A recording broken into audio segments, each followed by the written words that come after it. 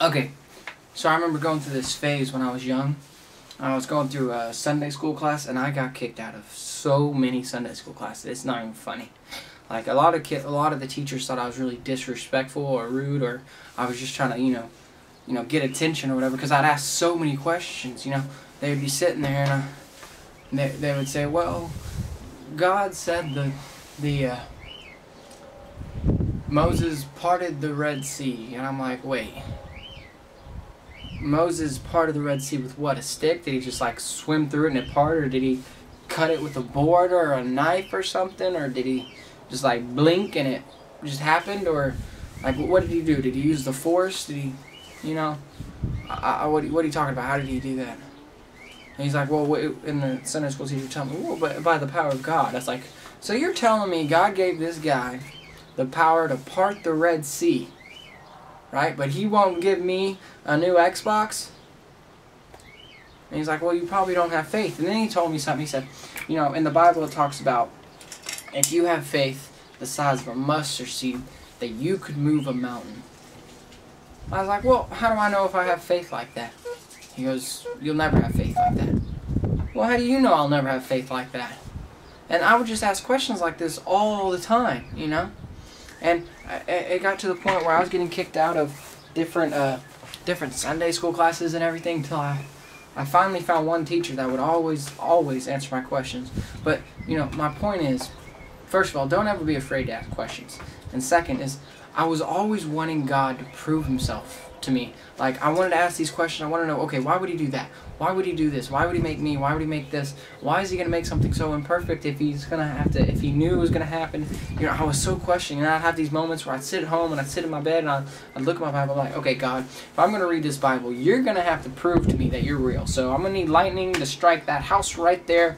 Or you know what, better yet, have lightning strike my mom because I'm grounded right now. So she kind of made me mad. So if you could just prove yourself to me, just prove that you're real.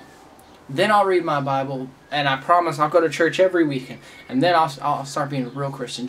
You just got to show me that you're there, God. Come on. Let me know.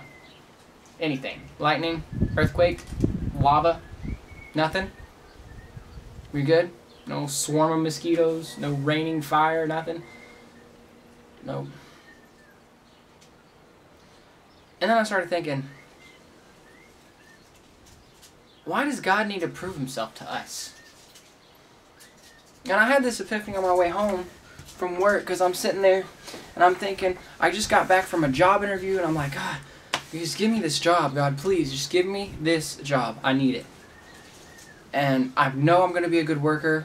And I was telling the employer, the one that wanted to hire me, I was like, hey, just give me a chance. Let me prove myself to you. Let me work for you. And I promise I'm going to be a great worker. And so, that's what I'm telling him, trying to get this job. And then I started thinking, I'm asking God, the creator of human beings, to prove that he is God to me. And I can just imagine what God's thinking right there, as soon as I asked him that. I'm just, hey God, can you please prove yourself? And God's looking down at me. Are you serious? Have you seen what I've done? Have you not read the book? You want me to come down there and just like punch you in the face or something? Preston, that's not how it works. It's faith. That's how we live. That's how we get through life. That's why I made you, to have faith in me. If I come down there and punch you in the face and, just have it raining fire, what kind of faith do you have? Why can't you love me? Why can't you trust in me and know that I'm going to be good for you? Why can't you do that after all I've done for you? And I began to think, imagine this.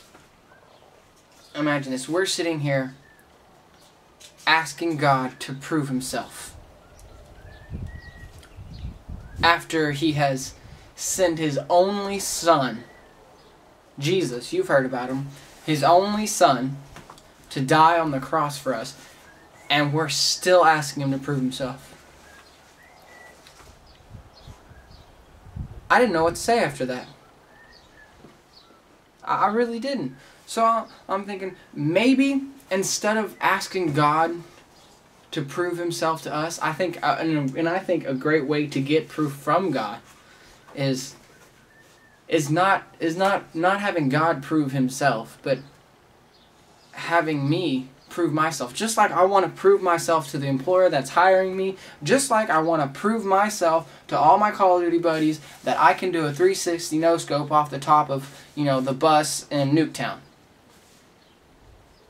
That you got to prove that kind of stuff. So just like I want to prove myself to my friends, my family, my employers, everybody, my peers, just like I want to prove who I am to them, why don't we start having that attitude towards God? Why don't we start proving ourselves to God? Because I know we're not in any position. You don't go to an interview and be like, okay, hold on.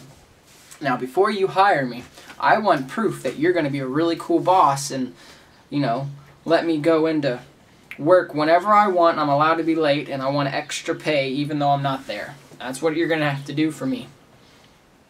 I'm going to need proof that you're going to do that. Because that's what we're asking God. We're sitting there after he's already sacrificed his son. He's already gone through the sin. He's had to accept our sin. I mean, he made something that's totally abandoned him as a race that he created. That's like you buying a puppy, or that's like you buying a pet of some sort, like a puppy or a dog or something cute that you love with all your heart, and then him biting you and running away and never loving you again. It's like, well, sorry I adopted you from the kennel when you're about to be put down. Because that's what God's sitting up there thinking. He's up there talking to his Jesus and pals and thinking, man, look at this. I created this. And they're asking me to prove myself. Man, the things I've done for them, if only they knew. So instead of sitting there and saying, hey, God, prove yourself to me. Prove that you're real. Why don't we prove that we're real to God? Why don't we sit there and go, okay, God, you know what? I know you're real. So, I'm going to go to church. You don't have to prove nothing to me. Let me prove my worthiness to you. Let me prove how hard of a Christian I'm going to be. How I'm going to spread your word. Let me prove myself as a Christian to everybody around me and God. God doesn't have to prove anything to us. And I think that's where it hits me the most, is whenever we get the mentality that we're better to God whenever God has to prove himself to us. We're not better than God. God is our creator, and we need to prove ourselves to him every day about how we act, how we work, how we do everything. And I'm not saying I'm some, proof of my own. Like, I'm trying and I fail a lot. And I'm not saying we're going to be perfect or anything, but all I know is that every day I live, I need to prove myself to God and not the other way around. And I sat there and I prayed this prayer. I was like, God, I'm sorry for asking you to prove yourself to me, because I know what you've done is more proof than I could ever ask for. And God, let me prove myself to you. Let me prove myself to you. Let me be the proof to other people. And I was thinking about that too. If we sit there and we try our hardest to prove ourselves to God, God will use us as his proof. Now I'm just throwing out these proof words, but that we're going to prove ourselves to God so God can prove himself to us, through our proof. So we live our lives as Christians, proving ourselves to God. Other people see it and they're like, see, that's proof that God's real, because no one else is going to be like him unless there's truly a God.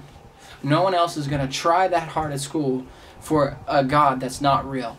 No one else is going to sacrifice their life for their religion for something that's not real. I mean, that's why how we know God's real.